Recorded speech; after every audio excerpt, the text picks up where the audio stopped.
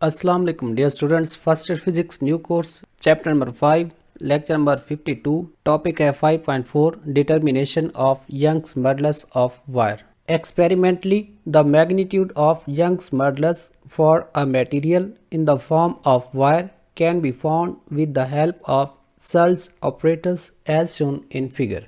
Experimentally अगर आप किसी मटेरियल जो कि एक वायर की फॉर्म में है उसका यंग्स मॉडुलस फाइंड करना चाहते हैं तो उसके लिए जो ऑपरेटर्स यूज होता है दैट इज सेल्स ऑपरेटर्स, और वो इस डायग्राम में दिखाया गया है। It consist of two wires, reference wire and test wire of equal lengths of same material having same diameters attached to a rigid support. जो ऑपरेटर्स है इसमें दो वायर्स हैं, first one is A to B and second one is C to D. यहाँ पे C D एक reference wire है और ए बी एक टेस्ट वायर है दैट हैव इक्वल लेंथ्स, दोनों की लेंथ भी इक्वल है, सेम मटेरियल की है और इनके डायमीटर्स भी सेम है और इनका एक एंड एक रिजिड सपोर्ट के साथ फिक्स किया हुआ है। Both wires are connected to horizontal bars frame F1 and F2। दोनों वायर्स को फ्रेम F1 और F2 के हॉरिजॉन्टल बार्स के साथ कनेक्ट किया हुआ है।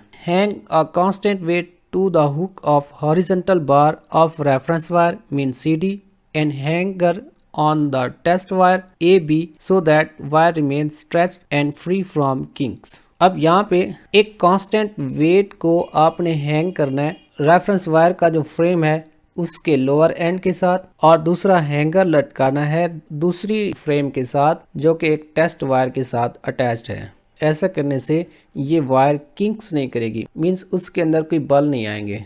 The following procedure is adopted to find Young's modulus of the wire experimentally. हम यहाँ पे एक मेथड डिस्कस करेंगे जिसके थ्रू आप वायर का यंग्स मॉडुलस फाइंड करते हैं। So first point is measure the initial length L of the wire using a metre scale. जिस वायर का यंग्स मॉडुलस आप फाइंड करना चाहते हैं सबसे पहले आप उसकी इनिशियल लेंथ फाइंड कर लें using a metre scale.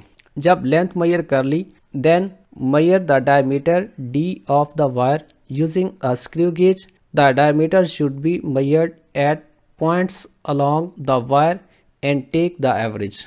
Second step पे आप उसी वायर का डायमीटर मेजर करेंगे यूजिंग स्क्रू गेज, और ये डायमीटर उस वायर की लेंथ के अलोंग डिफरेंट पॉइंट्स के ऊपर लेंगे और आप जितना रीडिंग ले चुके होंगे फिर उनका ले लेना है average.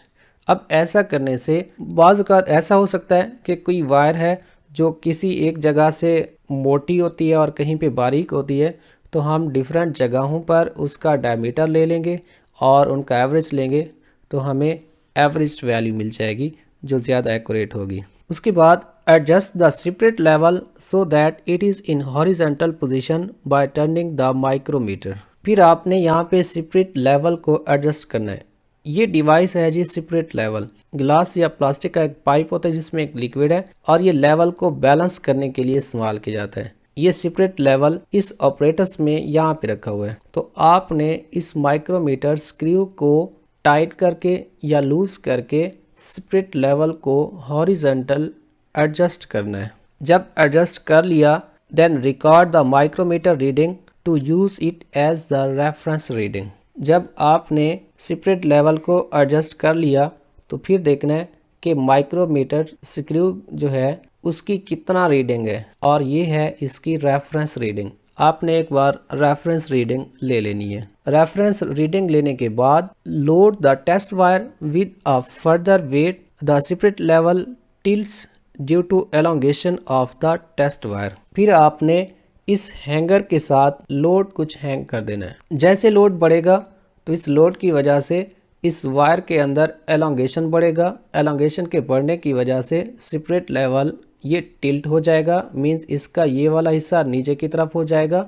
Now adjust the micrometer screw to restore the spirit level in the horizontal position. Subtract the first micrometer reading from the second micrometer reading to obtain the extension of the test wire। जैसे आपने load इसके ऊपर मजीद लटकाया तो elongation बढ़ गई। Elongation की वजह से सेपरेट लेवल का ये हिस्सा नीचे की तरफ झुक जाएगा। आपने दोबारा माइक्रोमीटर स्क्रू को यूज़ करके दोबारा उस सेपरेट लेवल को बैलेंस करना है, जब ये बैलेंस हो जाएगा तो इसकी रीडिंग दूसरी ले लेंगे।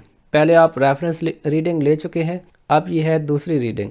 तो इन दोनों रीडिंग से आप वायर का एलोंगेशन फाइंड कर सकते हैं। Calculate stress and strain from the following formula. Stress के लिए that is weight divided by area of the wire. Weight is F and area of wire is A. Weight क्योंकि उसका वजन है that is mg and area is pi r square। इस formula को use करके हम स्ट्रेस फाइंड करेंगे और स्ट्रेन के लिए फार्मूला है change in length divided by original length means delta L divided by L not. तो यहाँ से आप डेल्टा एल और एल नॉट की वैल्यूज़ भी फाइंड करेंगे। ये वैल्यूज़ फाइंड करके repeat these steps by increasing load on the test wire to obtain more values of stress and strain। जी, आपने एक बार लिया, उसके बाद लोड को बढ़ा के इसी एक्सपेरिमेंट को आप रिपीट करेंगे। हर टाइम लोड को बढ़ा के आप एक्सपेरिमेंट रिपीट करते रहेंगे और स्ट्रेस स्ट्रेन की वैल्यूज़ नोट करते रहेंगे। Then plot the measured values on the stress strain graph. It should be a straight line. फिर आपके पास जो स्ट्रेस और स्ट्रेन की वैल्यूज़ आ जाएंगी उनका एक ग्राफ बनाएंगे। हॉरिजॉन्टल पे स्ट्रेन है और वर्टिकल पे आप लेंगे स्ट्रेस। तो उन वैल्यूज़ के अकॉर्डिंग आप ग्राफ प्लॉट करेंगे तो आपको मिलेगा एक स्ट्रेट लाइन।